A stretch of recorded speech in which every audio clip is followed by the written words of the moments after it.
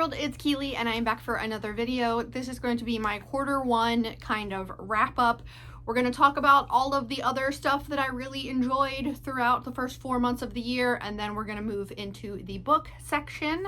I have a little sticky note where I wrote down all kinds of different things for different topics and subject areas, so I will talk to you about those first, and then I'll pull up my story graph on my laptop and we can talk about all of my reading stats. Today is Wednesday, April 29th, so it's close enough. Tomorrow's the last day of the month. I'm not going to finish any books before the end of the month. I figured we could just go ahead and get this done.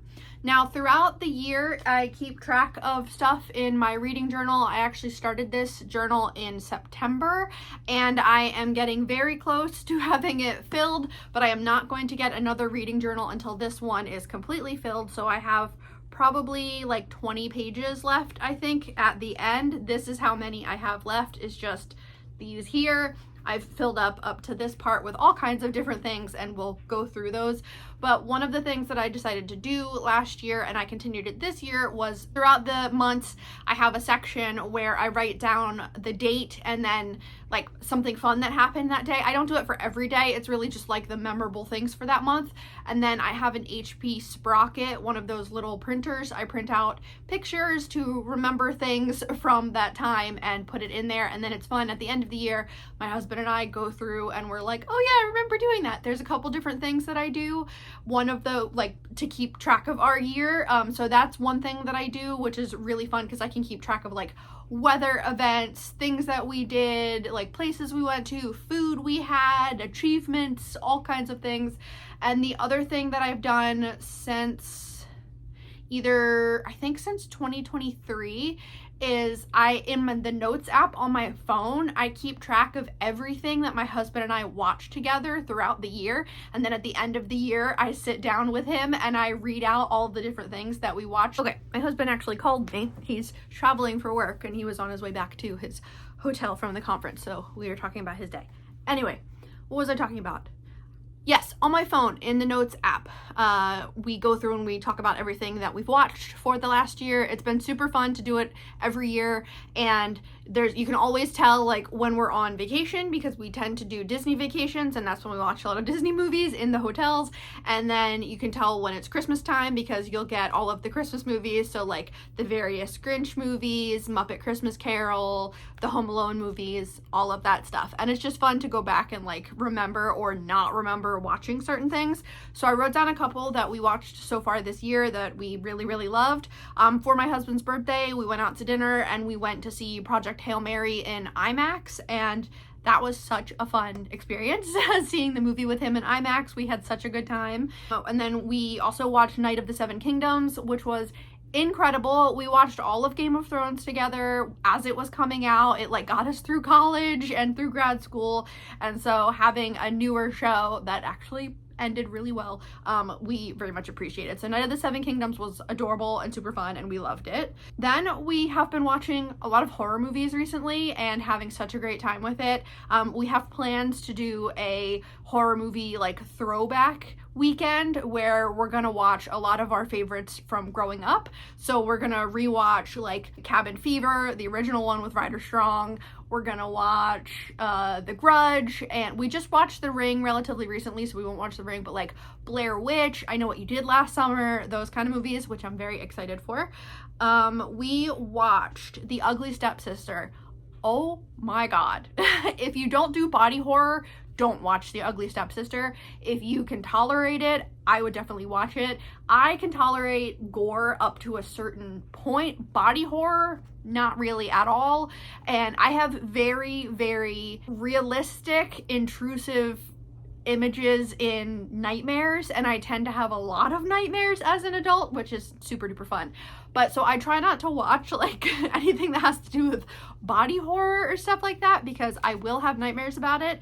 Well, not nightmares about it, but nightmares that feature some of those things, and that sucks as someone that remembers their dreams and has very vivid dreams. Not great. For The Ugly Stepsister, I covered my eyes a lot, and what we tend to do is like I will cover my eyes. I can hear what's happening, I know what's happening, I don't need to see it, but I'll cover my eyes and like watch my husband's reaction because he'll just power through. And The Ugly Stepsister, I think, is the first horror movie ever where he straight up said, do not look.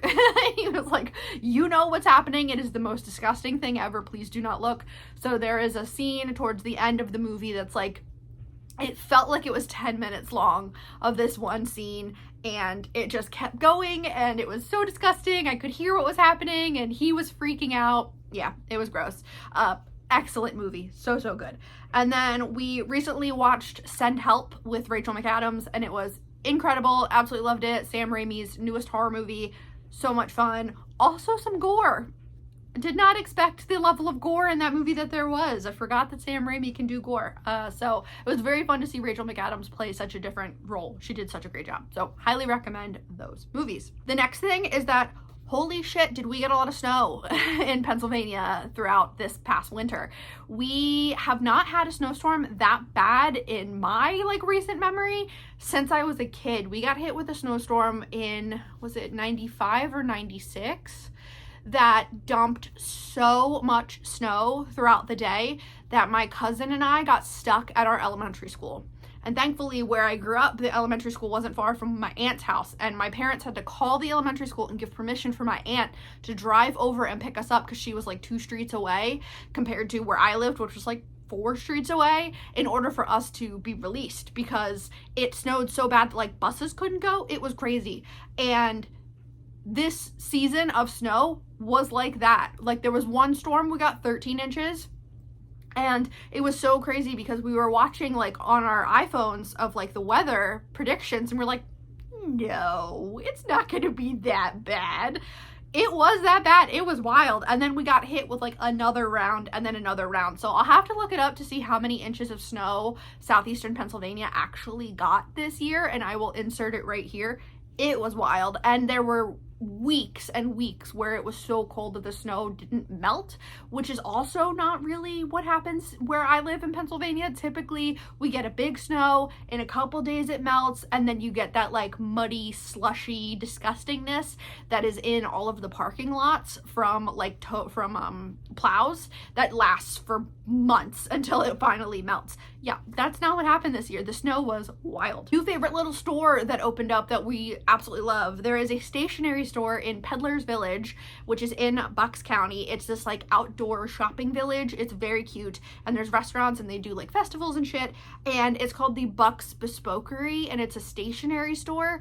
And they had an original store, I think, in Easton, Pennsylvania, and they just got this location, and the owner was there the day that we went, and we were talking to her and hearing about her experience, and she said that the day that they opened, which was only within the last couple weeks, she said there was a line out the door that was a 2-hour wait to get in, and she just couldn't believe it.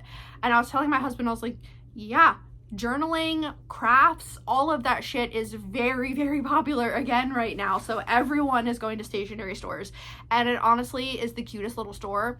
It felt so much like the Scholastic Book Fair in there because there's just a wall of sticker sheets, and it was glorious. We had such a good time. I spent so much money on stickers. She also carries stickers from an Etsy store that I bought a lot of stickers from, so of course I got even more.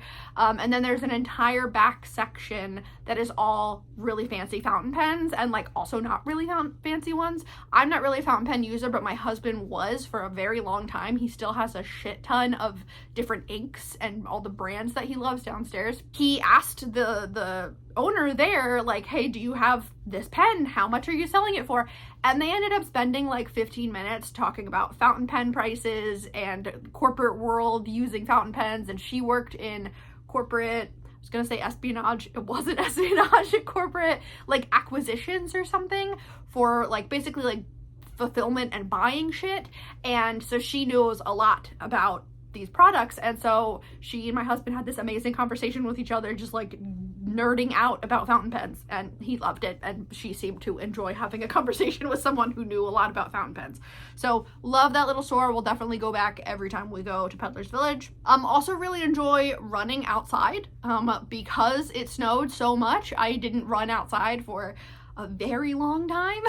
So at the first day that it hit over 55, I was outside running, and I have since had lots of runs outside, and I've done a 5-mile trail run, and I spent lots of time taking pictures of all the flowers and the trail, and it was glorious. So having so much fun. I am very much a winter person. My husband and I very much prefer cold weather, but when it comes to running, I very much prefer hot weather, and I'm one of those freaks that really likes being outside and running when it's like 80 and over.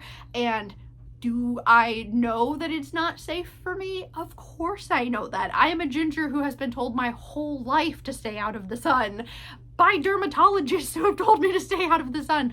But there's just something so satisfying, especially if you grew up as like the non-athletic kid, seeing someone running outside and thinking to myself for years, I'll never be able to do that. And then being able to do that as an adult, I just love it so much. So I love having outdoor runs, especially when it gets really hot. I do have like lots of things that I do to protect myself when I am outside running.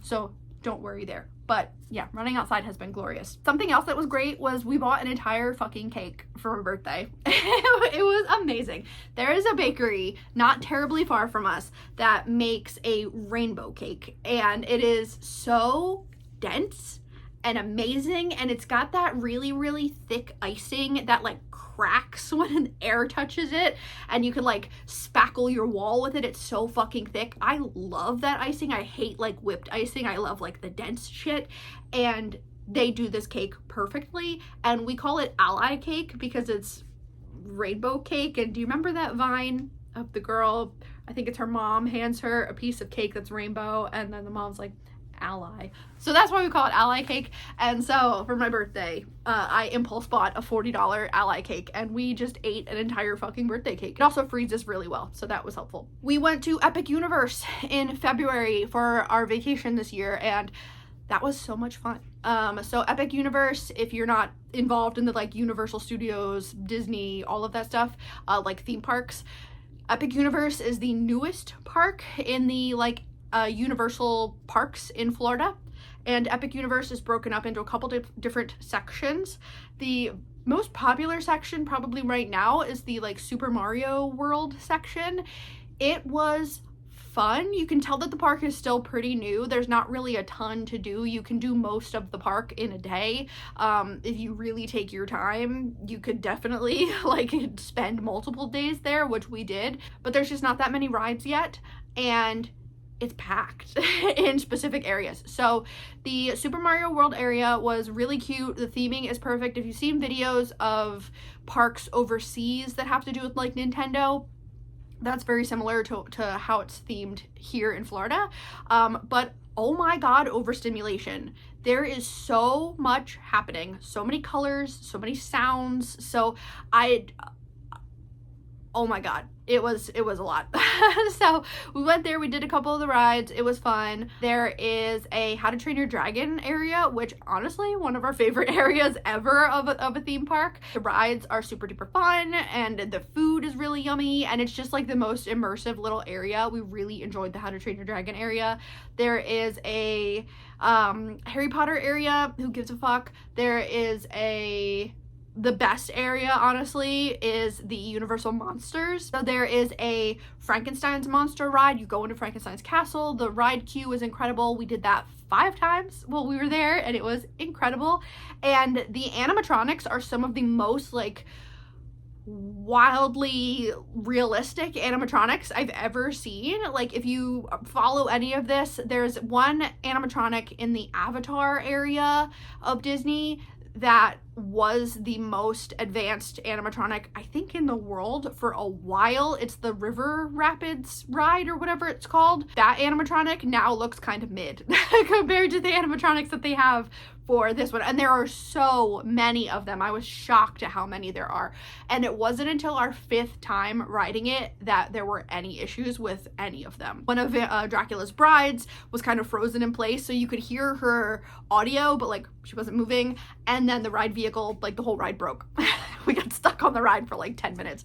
But it took 5 tries for that to happen, which is pretty impressive considering how many animatronics and screens and all of that shit. So Epic Universe, so much fun. We really, really loved it. We probably will not go back for a couple years because it definitely needs to like work out some stuff and get more rides and just more stuff to do, because as of right now, we've done all of the rides there that we wanted to do, and we tasted all of the food there that we wanted to.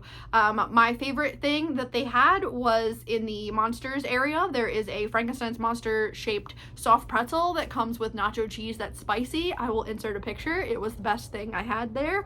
As someone that has a very like mid palate, soft pretzels are always going to be my favorite, so that was super fun. I also have been playing a lot of video games, and always have, but especially right now. Achievements, things I've been enjoying, playing a lot of Dead by Daylight. I'm now over 2,000 hours in that game. That's my most played game I think ever.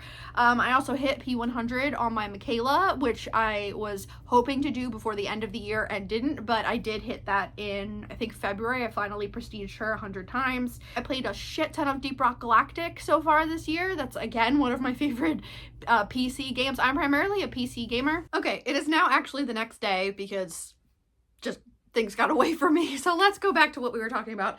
For video games, yeah, I played a lot of Deep Rock Galactic, and then I also played through the demo of Moonlight Peaks, which is a farming simulator, but it's super duper cute. You play as a vampire, and it's got all kinds of like magical creatures in it. It's super cute. I can't wait for it to come out. I think it comes out in June. But I'm really excited for that game to come out. I'm currently playing Witchy Life Story, which is one of those, again, like kind of sim games, but you're playing as a witch in this small town that's helping with like their spring festival and making potions and shit for people. It's very cute. I'm having a good time with it. I played a lot of Graveyard Keeper 1, and I kind of hit like a roadblock where I need a lot of complex like iron parts or something like that in order to do the next couple things, but I just have been struggling to find them or get them. I know you can get them if you go into the dungeon, like just randomly you'll get them, but I hit a roadblock, so I haven't played that game in like a week or so, but the first weekend I started playing it, I put like 14 hours into it, so definitely enjoyed that. I probably will not play the second one, which is coming out soon, because that one has some tower defense elements, and I really don't like tower defense games, so I probably will just stick with the first one. And then the other game that I played through that I did really enjoy so far this year was Strange Antiquities. So the first game, Strange Horticulture, came out a couple years ago, and both my husband and I played through that game. It was super duper fun. That's kind of like a puzzle game where in the first game you're playing as someone that is watching a, I don't remember if it's like a garden center or something like that for someone else, and all the townspeople come in and they ask for like different plants and stuff, and you have to figure out what they're asking for and then name all the different plants and label them and stuff. And that one was super cute. So Strange Antiquities came out, which is very similar, but it's more like spooky, and you have to help people figure out what kind of like charms and amulets and stuff will help them, and then like solve some stuff that's happening in the town. So had a really good time playing all of those games. The main one I'm playing right now is Witchy Life Story. I thought about playing, is it Voltaire the Vegan Vampire? Something like that, but that one has some elements to it, like other types of gaming elements to it that's not just farming or like playing as a vampire. So I don't know, I haven't gotten that one yet. I also need to get the DLC for Cult of the Lamb, because I love Cult of the Lamb. I've played a lot of that game. I have beat Cult of the Lamb, and then I was in like the after part, and I just kept getting killed over and over, and I was like, okay, I'm gonna take a break from this one for a little while, but the DLC came out, so I do want to get the DLC. That's kind of all like the really fun stuff that I wanted to talk through. Now we can, like non-bookish stuff, now we can move into book stuff. So it's been a little while, honestly, since I've updated any of my trackers in terms of like what books I've bought, books I've unhauled, that kind of thing. I've just kind of fallen off of it a lot. I also just realized I wrote this wrong. I flipped through a page and realized that I wrote favorites of 2026, but I put all my books for favorites of 2025 on there, so I have to fix that. Anyway, In terms of my reading journal stuff for this year, so in January, here is my spread for January. I just did it very simply. In terms of hobbies, Dead by Daylight, watching one of my favorite Twitch streamers. I made myself a birthday cake, and then we bought a second one. It's very good. I made soda bread for the first time. I made cheddar herb soda bread in January, and it was either in January or February. Then I made cheddar jalapeno soda bread, which was really, really good.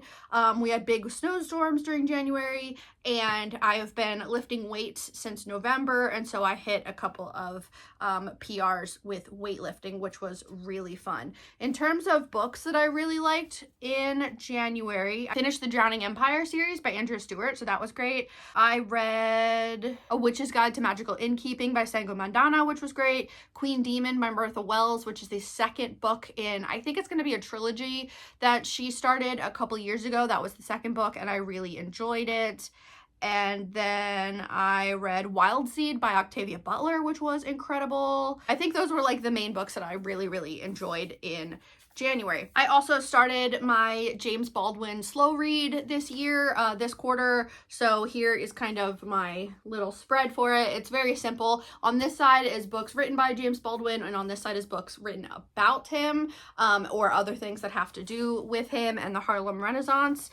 Same with on the back. So far for this project, I have read Go Tell It on the Mountain and Notes of a Native Son, which are two of the books written by James Baldwin. One was an essay collection, and one was his first novel. The next novel that I have to read, because I'm reading them in publication order, will be Giovanni's Room, which I have already read. I read that years ago, so that will be a reread. And then a book written about James Baldwin was Begin Again by Eddie S. Glaude Jr., which I really liked. Then we go to February, and this was my spread for February. Decided to put the books that I finished in little hearts.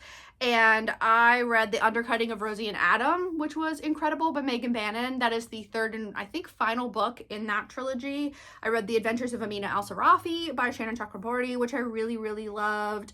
I read James by Percival Everett, which is definitely one of my favorite books ever. In February is when I hit P100 with Michaela in Dead by Daylight. That's when I made the cheddar jalapeno soda bread. We went to Epic Universe, and we had one family dinner. So I started this thing last year where every couple weeks, it's been a little while though, but every couple weeks on a Sunday, I'll make like a huge ass dinner. Like it can take like an all day thing. And I call it family dinner, and it's just me and my husband. But it's just fun to have like a big to do just for us.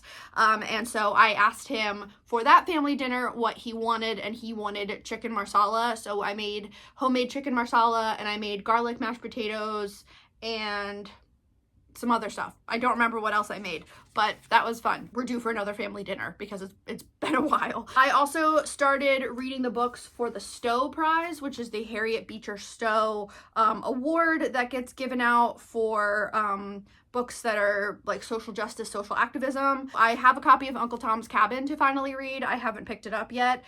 So far I've read the 2013 winner, which was The New Jim Crow. I've read that twice. I started Evicted, Matthew Desmond, which was the 2018 winner. I started that one years ago, and I haven't finished it though. And then so far this year, I've read the 2021 winner, which was Begin Again, and also the 2025 winner, which was James by Percival Everett. So I will need to go through and see. Here's the short list of the books for 2026. I have to see if they announced which one won. So far, I read one of them, which was We Refuse by Kelly Carter Jackson, and that was a forceful history of Black resistance, which was incredible. I haven't worked on that project in a little while. Then I started doing this books that talk to each other thing. So books written either about similar topics or books that reference each other or stuff like that. So I read Go Tell It on the Mountain and also Begin Again by Eddie S. Glaude Jr., so the James Baldwin talking to each other. I read Read Until You Understand, and then I read The Bluest Eye by Toni Morrison, and those two, Read Until You Understand is a nonfiction about different books like throughout time that are written by Black authors about Black life. And the first book that she talks about in that book is The Bluest Eye. So I read The Bluest Eye by Toni Morrison. And then there was The Love Songs of W.E.B. Du Bois, written by Honoré Fanon Jeffers. And I am halfway through that and I have not picked it back up. I was really enjoying it. I just got distracted by many other things. And then The Souls of Black Folk by W.E.B. Du Bois. So those two obviously talk to each other. And then I had some books written down for the Harlem Renaissance, but again, just moved into fantasy and horror, so haven't been reading those.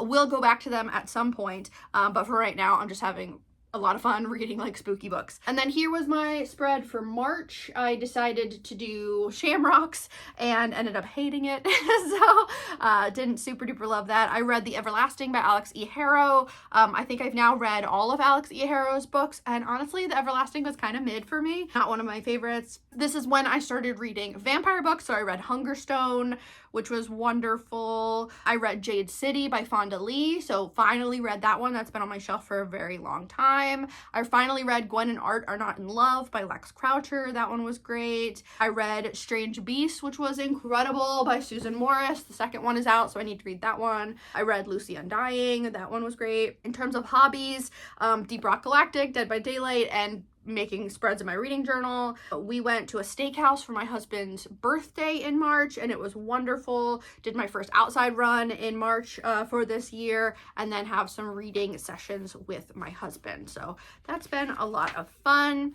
And then in terms of April, here's just my miserable spread for April. It is outdated. I need to update the books that I have finished. In terms of hobbies, I have Graveyard Keeper, that video game I was playing, drawing and painting. So far in April, I made a bat Beanie Baby taxidermy, so I'll insert a picture here. I also have been doing a lot of drawing and painting, so maybe I'll insert some stuff there. Running, weightlifting. I read White Cat, Black Dog by Kelly Link, which was Black Dog. I said that weird, by Kelly Link. That was good. I read When the Museum is Closed, Mrs. Caliban, Our Wives Under the Sea, Blood on Her Tongue, Don't Let the Forest In by C.G. Drews was excellent. Strange Houses and Strange Pictures by Uketsu. So yeah, I finished some other books. I need to write them down. Then in terms of like other projects, so I started reading vampire books. So this is my vampire spread. I'll continue that throughout the summer. I also decided to do Horror Spring and Summerween, get that started. So I've read 2 of those books so far. And then the other spread that I have is my Weird Girl era. So I have a lot of books that are like considered weird girl books that I've been having fun with. And then I spent one night just painting and making banana bread. That was incredible. I did a couple longer runs so far this month, and we had a reading session at the park, and we are reading Fellowship of the Ring together. So reading Fellowship of the Ring at the park was lovely. So we'll continue to do that. And then also I started and didn't finish a reading vlog for books for bowel cancer, which was a readathon all throughout April. So I made a spread, I made like a colon, and then wrote down the books, and I have my sticker here, Tummy Trouble Club member. So that's kind of like an overview. Oh no, the final thing is Magical Readathon. So I decided to make a new character, so I started writing everything down. The spring equinox, I think, was happening in April, and I did read a couple books for that. So I finished Shapeshifting, Spells and Incantations, and Demonology, and then I have books written down here for the novice path so that I can work my way through it. So I will continue to do Magical Readathon. I don't know that it will be like a big part of my reading, but we'll see how that goes, because I'm having fun with it. So that's everything for kind of wrapping up this quarter in terms of my reading journal. Now we can go to Storygraph. This is so far this year. Today is the 30th of April. I have finished 57 books. Now that does include books that I bought for some online classes where we only had to read certain sections, and I didn't necessarily read 100% of those books. So I think that would make it probably more like 52, maybe higher than that. The book that I am currently reading is Inevitable Ruin by Matt Dinneman. This is book 7 in Dungeon Crawler Carl. Book 8 comes out next month, so I am trying to get that one read. If we look at reading stats, it says 57 books, 16,786 pages. Average time to finish a book is 13 days because my reading just really slowed down. Reading moods are dark, mysterious, reflective, informative, tense, emotional, adventurous, and challenging. Those are like the top ones. I tend to read medium paced books and also medium like page number. So I've read 5% of my reads so far this year have been over 500 pages, 33% have been between 300 and 499 pages, and 61% have been under 300 pages. I've read primarily fiction so far this year, so I'm at 61% fiction. My top read genre, no surprise there, is fantasy, followed by history and horror. History because of the projects I was doing at the beginning of the year. And then most read authors so far, we have Bell Hooks, James Baldwin, and Oketsu. I have read 2 books each for those authors, and when I finish This Inevitable Ruin, Matt Dinniman will go on that list. My average star rating is 4.34. If I've DNF'd any books so far this year, I've read over half of them, I believe, so like over half of the book, so the DNF would have been I would have still given it some kind of review. And the only one I can think of at the moment is Honey and Venom, which was a nonfiction from a like 3rd or 4th generation beekeeper, and I got over halfway through that book and I was really not into it. I was having some thoughts about the way that the author was writing about himself and other people, and then when I looked up reviews, a lot of people agreed with me that, like, man, he thinks really highly of himself, and it's not in like a way that made any kind of sense. So I did end up DNFing that book and unhauling it after halfway through it, but that one was interesting. I think that's gonna be it for this video. I would like to film my TBR for May because I will be doing Escape the Readathon, so I want to get that filmed and posted. But that's kind of an overview. I've had a pretty decent beginning of the year. We had some medical stuff come up for both myself and my husband, so that was kind of not fun. It was kind of shitty, but those things were fine. So also we both started getting more tattoos this year. So he started his chest piece, so he has a dragon now from like here to here across his chest, and he's getting that one finished in a couple weeks. And then I will also be going in a couple weeks for my next tattoo, which is actually going to be a rework of one on my leg, which I'm very excited for. I will post before and after once we get to that point. And then I also started filling in my patchwork Halloween sleeve, or like spooky sleeve. So I've got vampire teeth, and we did, I don't know, a planchette right there. So I will continue filling in both of my patchwork sleeves because both of my arms are going to be patchwork, obviously. But yeah, I think that's gonna be it for now. Let me know how your beginning of the year went. Did you have any like really wonderful reads? Did you enjoy any of the stuff that you were doing so far this year, that you've completed so far this year, or like new projects that you've started? And that's it. Thanks so much for watching. Bye.